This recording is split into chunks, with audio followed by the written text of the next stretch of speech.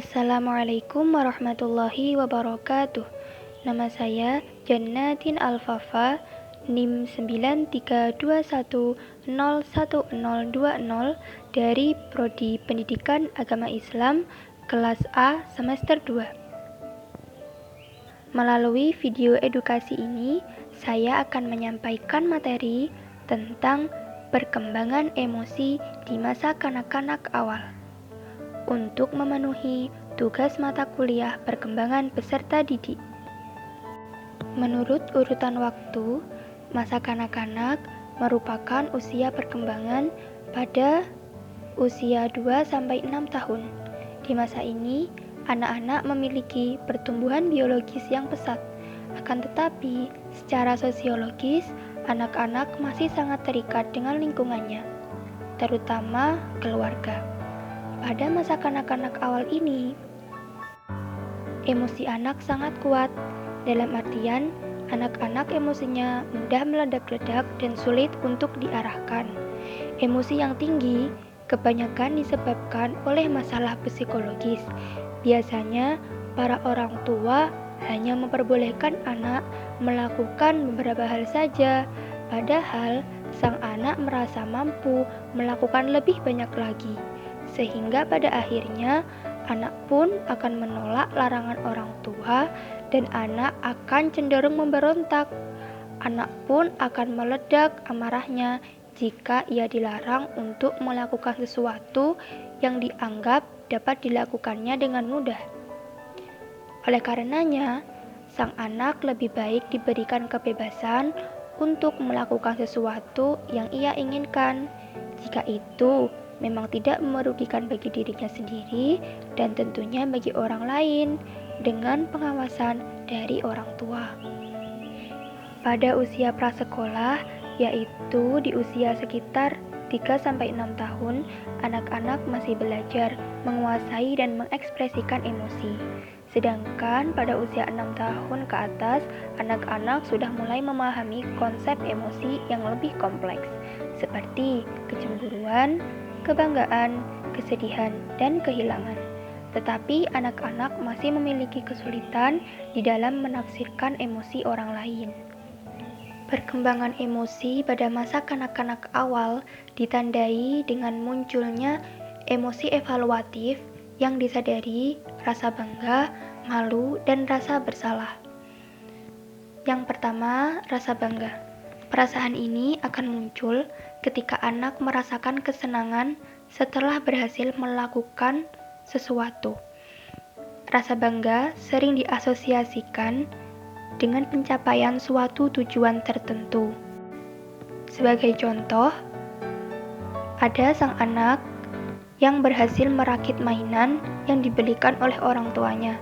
Dia merasa senang dan merasa bangga pada dirinya sendiri karena telah memperoleh keberhasilan dari apa yang dia lakukan. Yang kedua adalah merasa malu. Perasaan ini muncul ketika anak menganggap dirinya tidak mampu memenuhi standar atau target tertentu. Anak yang sedang malu seringkali berharap mereka bisa bersembunyi atau menghilang dari situasi tersebut. Secara fisik, anak akan terlihat mengerut, seolah-olah ia ingin menghindar dari tatapan orang lain.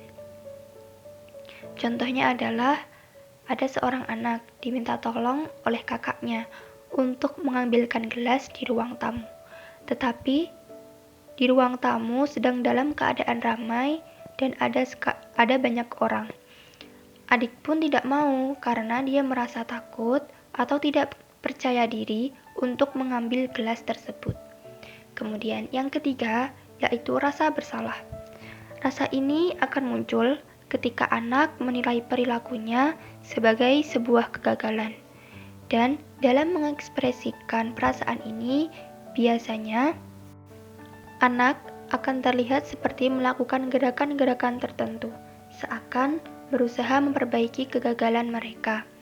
Contohnya, anak tidak sengaja menginjak mainan temannya, dan mainannya pecah menjadi beberapa bagian. Lalu sang anak mencoba untuk menggabungkan mainan tersebut karena dia merasa bersalah setelah merusak mainan temannya. Kemudian, terdapat hal penting dalam perkembangan anak yang perlu diketahui. Di antaranya yaitu 1. Usia berpengaruh pada perbedaan perkembangan emosi. Setiap rentang usia menunjukkan beberapa perbedaan yang paling mencolok dalam ekspresi dan emosi. Selama usia prasekolah, yaitu di usia sekitar 3-6 tahun, anak juga mengalami stres dan dapat meresponnya. Namun di usia ini, mereka juga berusaha untuk mengatur perasaan dan dorongan dirinya sendiri. Sedangkan pada usia 6 tahun sampai 6 tahun ke atas, anak sudah mulai memahami konsep emosi yang lebih kompleks, seperti kecemburuan, kebanggaan, kesedihan, dan kehilangan. Tetapi pada usia ini, anak-anak masih memiliki kesulitan di dalam menafsirkan emosi orang lain. Perbedaan kemampuan dalam mengekspresikan dan meregulasi emosi pada anak ini juga terkait dengan perkembangan kognitif anak, di mana perkembangan kognitif akan mempengaruhi kemampuan untuk mengontrol diri dan menghambat impuls.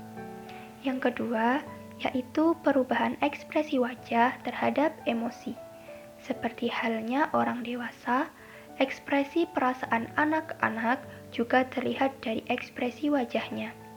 Seiring dengan bertambahnya usia mereka, anak-anak akan semakin mampu dalam mengekspresikan emosi, seperti melalui tersenyum, mengerutkan kening, cemberut, dan ekspresi lainnya. Yang ketiga, menunjukkan emosi yang kompleks. Pada masa kanak-kanak awal ini, anak akan memperlihatkan ekspresi wajah yang menunjukkan kebanggaan, merasa malu, atau merasa jijik, dan rasa bersalah. Yang ekspresi ini tidak terlihat pada bayi atau anak yang lebih muda. Ekspresi yang lebih kompleks dapat ditunjukkan, dan kemampuan ini sangat dipengaruhi oleh perkembangan kognitif. Kemudian yang keempat adalah bahasa tubuh. Tidak cukup bagi anak untuk mengekspresikan emosi hanya dengan melalui wajah. Anak juga menggunakan seluruh tubuhnya untuk mengekspresikan perasaannya. Mereka mengekspresikannya melalui gerak-gerik dan bahasa tubuhnya. Yang kelima, yaitu melalui suara dan kata. Anak-anak semakin baik dalam mengekspresikan perasaan mereka melalui suara dan kata, seiring bertambahnya usia mereka. Anak-anak mulai memberi label yang sederhana terhadap apa yang mereka rasakan, kemudian berkembang menjadi pelabelan yang semakin kompleks, seiring dengan perasaan mereka yang juga semakin kompleks. Demikian penjelasan materi dari saya. Mohon maaf apabila ada kesalahan dalam penyampaian materi ini. Sekian dan terima kasih. Wassalamualaikum warahmatullahi wabarakatuh.